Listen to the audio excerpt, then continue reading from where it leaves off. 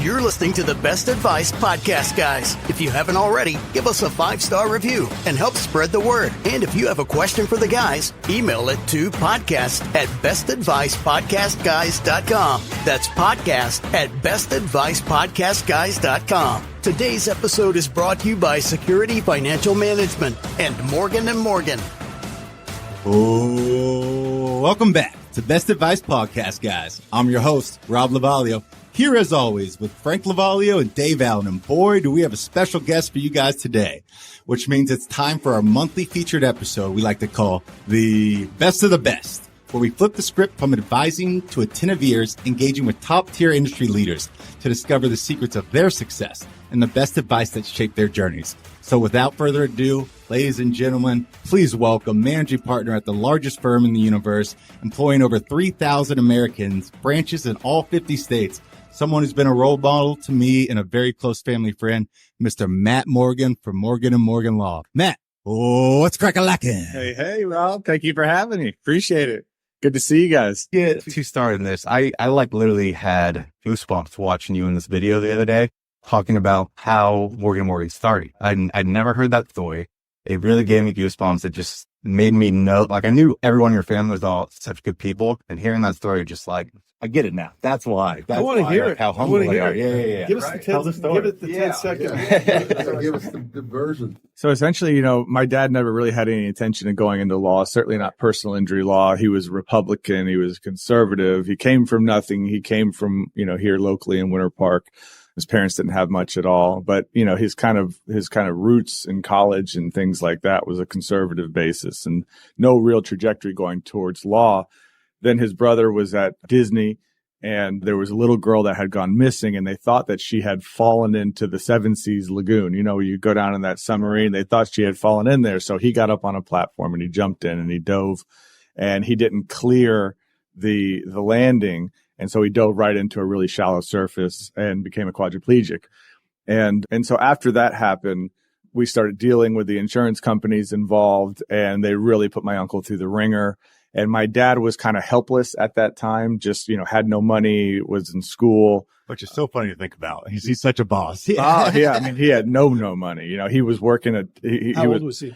Well, Tim was 18. So my dad would be like, like a junior in college or something like that. He was just a kid. He was just a kid. He was through school. He was, he was president of Florida Blue Key, and he had a trajectory, but he wasn't anybody. It was early. And, so he just became enraged by seeing how the insurance companies were dealing with his brother and the tactics that they were employing to really take advantage of my uncle. And that do something about that. And that set him on fire. And that's what built the entire company from there. Yeah. what's kind of cool too is just kind of fun that a lot of people don't know that the humility side a lot, and it kind of couples with that. Just a couple of quick things. I'm not going to beat it up, but Matt lives in our neighborhood, and little stuff he does that a lot of people wouldn't know. But I'm going to brag on you for a minute because I feel like it, and I can in my show. And about 2 years ago, a beautiful cut lumber shows up in my corner yard, and from a guy that kind of helps the neighborhood with Christmas lights and stuff. And I go, wow, I love my backyard, and I love my fire pit. I go, what? This is a lot of fresh wood. He goes, yeah, well, Matt Morgan had a kind of an old tree that we had to take down, and I helped him, and there was a bunch of wood, and he wanted to bring it to some of his neighbors. So I don't know if you know that, but it eventually got to my house, and he said, Matt just wanted to help some of his neighbors that he knows have fire pit. And those are those little things, I can go on with a few stories, but another one is this is the tree stories. We had a bad tree in my side yard. Matt used to live kind of catty corner about 5 years ago. And it was kind of hazardous. So like ladies would walk by and with their kids, and Matt's like, hey, Frank, we got to do something about that tree. That tree it's kind of, it's moving. And when it's windy, I'm worried it's going to like knock out one of the kids. And I have grandkids too. And so we took the time, called the city, and I made a phone call, but he did the heavy lifting just to make sure to kind of protect the neighborhood. So, and last story is that Robert and I had a question about a real estate situation. Their focus, as you probably know, is personal injury and people that get hurt in car accidents, but their firm is expansive and has a lot of divisions. And we just were like, hey, Matt, we're having trouble, or we're having trouble getting through on a real estate situation. I'll make a phone call. Let me call those guys and send a few emails. And those are those little things that matter. Yeah. When you're a neighbor and when someone gives back, and, I'm like, hey, how much do we owe? He goes, hey, your Lavalio money doesn't spend in the Morgan household. Not that I remembered that line, but those are the kind of things that, you know what? I remember that from a couple of years ago, and I love that. So it's just, thank you. Yeah. Thanks for being who you are and your family. You know, I want to shake your mom and dad's hand, and they did a good job with you all. And I think that's part of the humble beginnings. 100%. You guys have always been great family friends, and so your friendship has always been something that we've really treasured in the family. You know, my sister was kind of the first family friend of yours back in the day, and she always would say the greatest things about you all. And so, but the tree, just, you know, so you know, the tree. The reason that is because I've tried so many cases where the tree falls on somebody. Right. And so when you do that so many times, you kind of become an expert. And the experts say, look for these things. So the bad thing about being in my business is you become aware of all the hazards in the world, and it kind of makes you scared to go into the world because you know all the worst things that happen to people.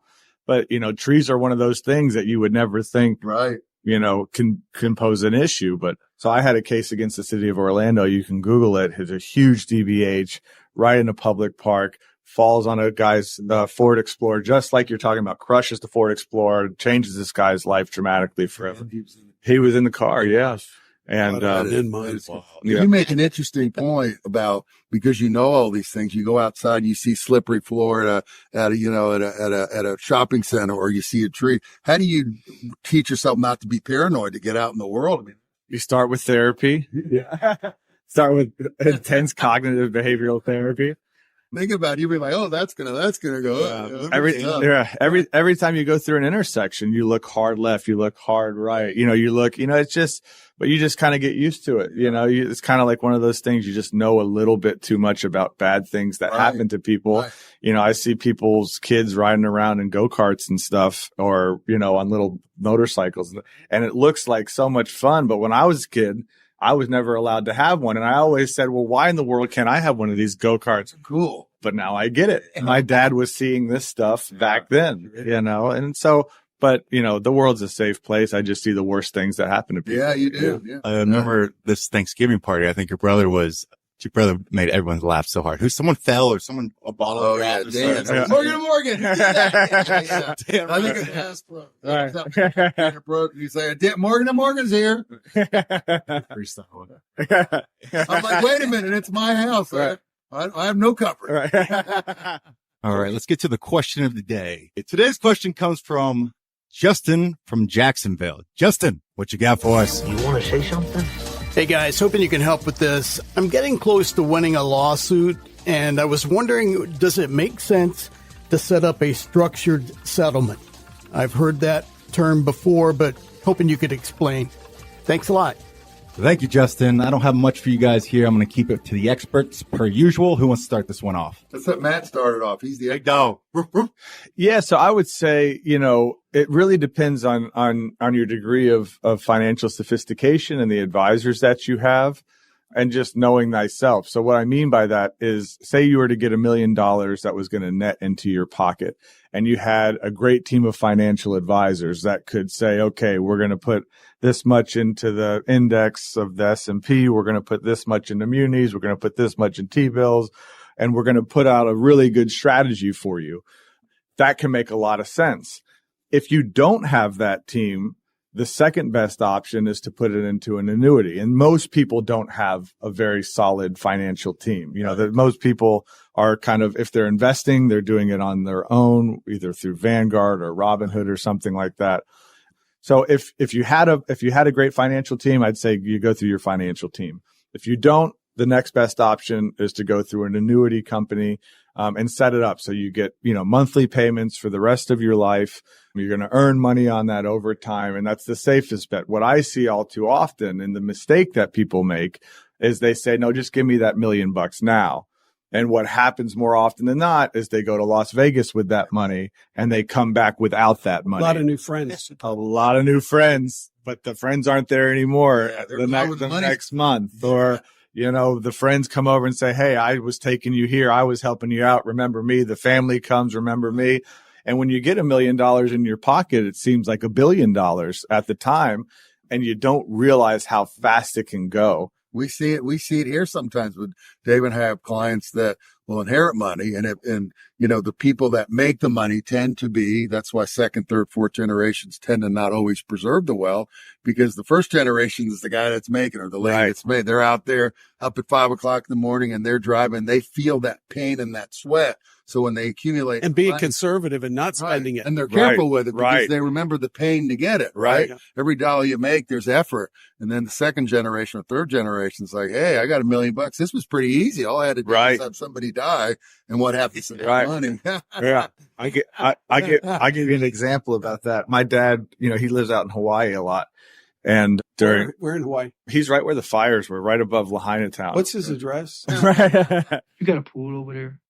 We have a pond in the back. We have a pool and a pond. A pond would be good for you. But we were I went out there for spring break. He's back now, but I went out there for spring break with my kids and we were shopping for dinner that night. And I went to put an onion into the cart and he goes, Matt, we don't need that onion. I said, why? He said, we got a third of an onion back at the house for the salad. That's fine. And I was like, well, I know, but I like a lot of onion. So, let's throw this onion in the cart. And we got into this thing. He's like, we don't need it. Put it back.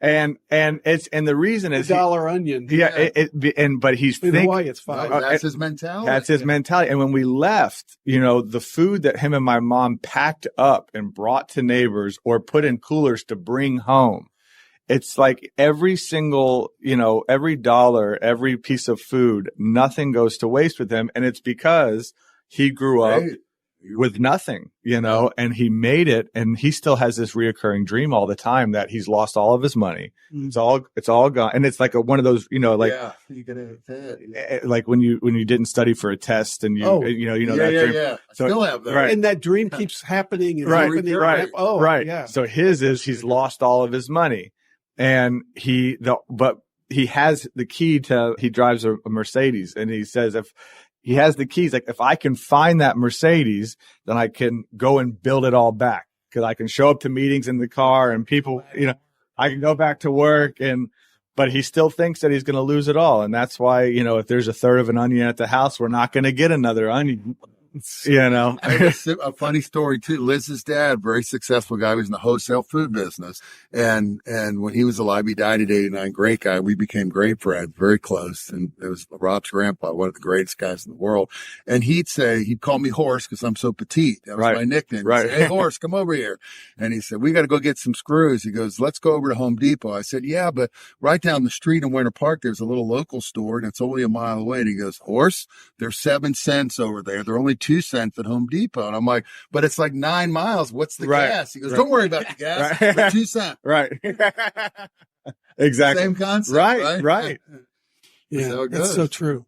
And then you go even beyond our parents, grandparents and great grandparents, especially the ones that went through the Depression. Yeah. Oh, right. And those people will not spend anything. They saved their tinfoil, their plastic, their rubber bands, way beyond an onion. Right. So I'm not far off your dad's age, but our generation, in the 70s and early 80s, it wasn't that great of a time either. Right. Yeah. But it was not near what our grandparents experienced. Yeah. It's just ugly. I think it's a lot how you're raised and you're up. My dad's, he's got the same sweatshirts that he's had for 30 years, the same hats. He's got this Big Dog t-shirt that we've all seen for, literally 30 years. And you're like, he's still a black dog on a shirt. And that says Big Dog, those Big Dog or the Life is Good, the Life is Good. I gotta admit, I wear and then he's got, he's got this Kentucky Wildcat sweatshirt that I think he's probably had for 45 years. He's still wearing that thing's ugly.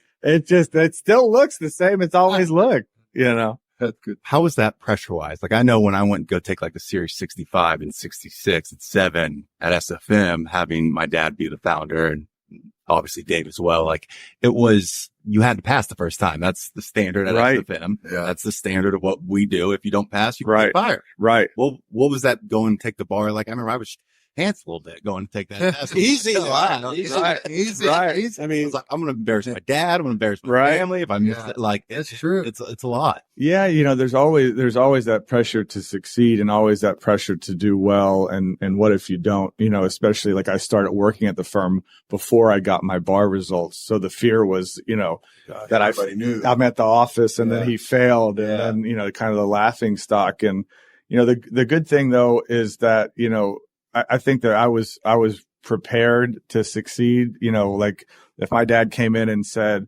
clean up the room. Well, if like these glasses were still sitting on the middle of the floor, right, when he came in to check the cleaning of the room, he'd say, what the hell are those glasses doing in the middle of the floor? So there was always, he set kind of a standard for excellence very, very, very early. If you brought the report card back and it had B's on it, that was a problem in our house. What happened? Why weren't they A's? Well, yeah, why aren't these A's? You're not going to be. It was always very dramatic. If you got a C, like you're going to be you're going to be a failure in life. So was your dad a straight A student? No, he was like B. He was like a B guy. But he wanted you as an A. He wanted me as an A. You always want your kids. I want my kids better than you. Yeah. My kids John's in 3rd grade. He just started getting grades and I see B's and I'm like, hey man, let's talk about this. Yeah. And so, I remember going to like music teachers and stuff and being like, in 4th grade and like bargaining with music teachers to get an A, and I remember my music teachers looking at me like, why is this so important to you? My dad's going to kick me. Yeah. Yeah.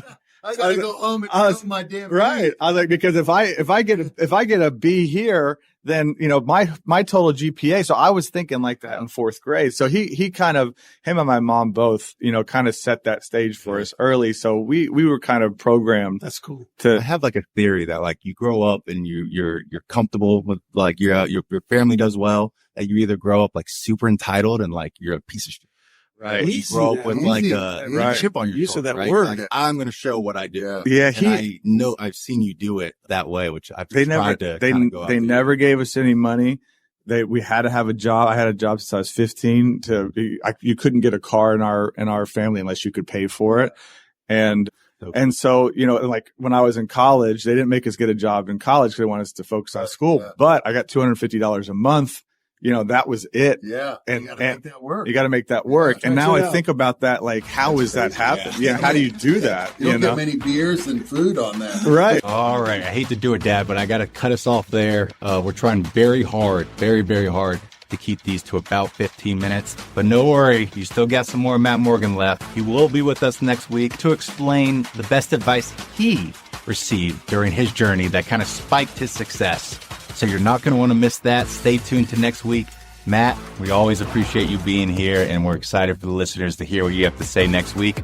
Remember, folks, the secret to success is not what you earn, it's what you keep. Happy days, everybody. This podcast is for entertainment and educational purposes only and is not intended as personal financial advice. Before making any financial decision, please do your own research and consult a financial advisor as needed. If you have a question for the guys, email podcast@bestadvicepodcastguys.com.